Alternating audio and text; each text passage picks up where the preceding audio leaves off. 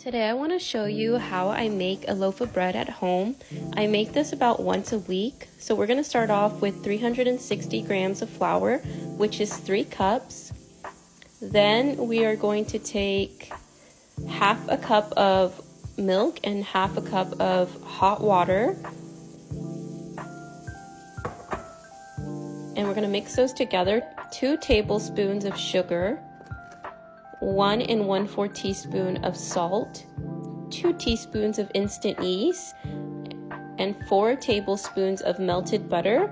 And we're just going to use a wooden spoon or a spatula to combine that. It's going to look a little rough at first, but once we knead it, it will turn into a smooth dough. So here you can see me kneading it.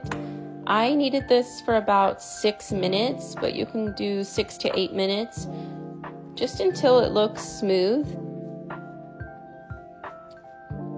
So you really got to just trust the process with this.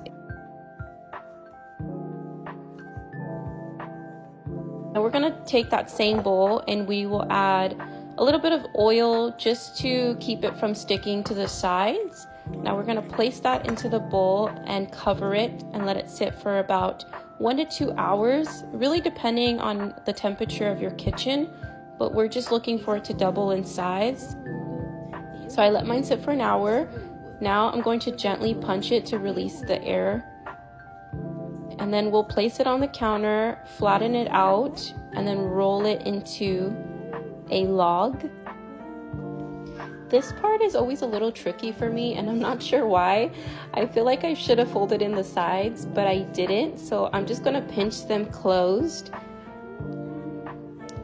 And then we're going to place this into a greased or buttered bread pan.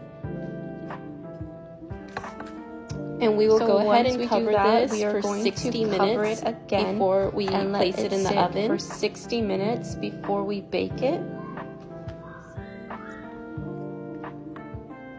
And you guys will see after it sits for the 60 minutes, it will rise again and it will look something like this.